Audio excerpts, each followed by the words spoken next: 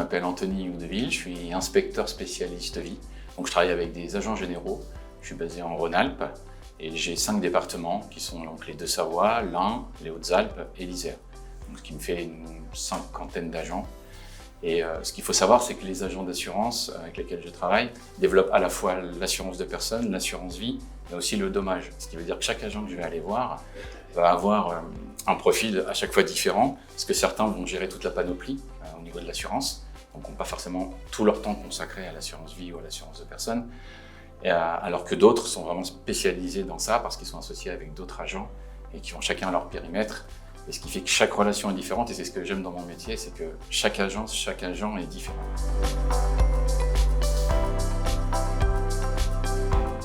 La pédagogie financière, pour moi, elle est centrale dans la relation avec le client, puisqu'en fait, elle permet de créer un climat de confiance. Et il faut que le client il comprenne qu'en fait, on n'est pas là juste pour lui vendre un produit, il a un projet personnel en épargne.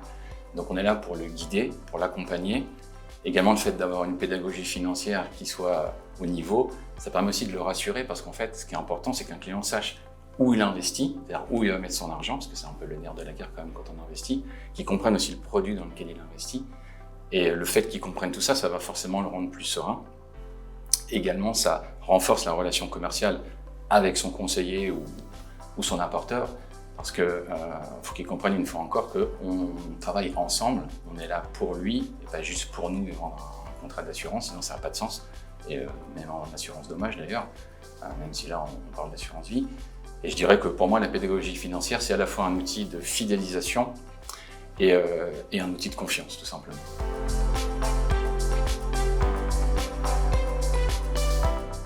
L'idée en pédagogie financière c'est de simplifier ce qui peut paraître compliqué ou technique.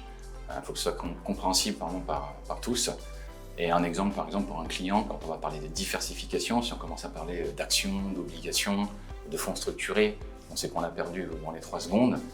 Et peut-être que son idée, ça va être de dire on est en train d'essayer de me vendre quelque chose que je ne comprends pas et de me dire signe ce contrat, fais-moi confiance. Et ça marche effectivement sur la confiance, mais il faut que le client comprenne. Et l'exemple que j'aime bien prendre, c'est une diversification pour un client, c'est de lui dire votre investissement soit un panier de fruits et pas juste un panier de pommes ou juste un panier de poires. Et à partir du moment où il a compris tout ça, on sait qu'on a entre guillemets gagné, puisqu'on a gagné sa confiance, il a compris. Et avec mes agents au quotidien, ça peut être intervenir en réunion client, les former sur un produit comme le dernier qui est sorti, qui est Affaires Génération, être en backup derrière eux aussi quand ils ont des questions, parce qu'ils ont plein de sujets. Il n'y a pas qu'un seul sujet, contrairement à moi. Donc forcément, ils peuvent avoir des doutes, des incertitudes, et je suis là pour intervenir. On fait aussi des ateliers où on va être dans le partage entre agents, parce que moi je dis des choses, c'est bien, mais c'est bien aussi quand un agent parle à un agent, parce qu'ils font le même métier, même si j'ai un métier qui est proche du leur, mais être inspecteur et être agent, c'est pas la même chose. Et donc tout ça, c'est mon panel en fait au quotidien, que ce soit avec les clients ou avec les agents.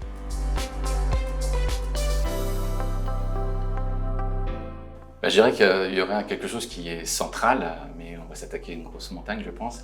Ce serait de simplifier la fiscalité en France, parce qu'elle est quand même assez tordue, ou au moins la clarifier.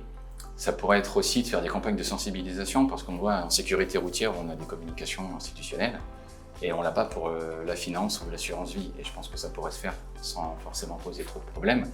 L'AMF, on peut, par leur intermédiaire, avoir des guides, sauf que c'est toujours technique, c'est compliqué. En fait, on est client, on ne comprend pas l'assurance vie, si on lit ce genre de choses, on n'y comprend rien. Donc c'est faire ce qu'ils font déjà, mais comme j'ai dit tout à l'heure, en simplifiant au maximum pour que monsieur tout le monde puisse comprendre. Et je pense que ça, c'est un vrai souci, c'est que parfois on construit des choses, mais on ne se pose pas la question, est-ce que quelqu'un qui ne connaît rien au sujet que je développe va comprendre ce que je fais? Donc ça, je pense que, et pour l'État et pour l'AMF, ça pourrait être ça. Après, pour les maisons de gestion, ça pourrait être mettre en place une application, des webinaires, des vidéos qui soient courtes, éventuellement même un peu ludiques, pourquoi pas. Et je dirais qu'au niveau d'une compagnie d'assurance, souvent les choses qui peuvent un peu pêcher, c'est la lecture des frais qui sont appliqués au contrat ou les performances, vraiment rendre ça le plus lisible possible, parce que souvent il y a la petite astérix ou il y a une explication qui fait que c'est pas tout à fait comme ça qu'il faut comprendre. Et je pense qu'on gagnerait beaucoup vis-à-vis des clients en simplifiant cette lecture des frais et des performances. Merci Anthony.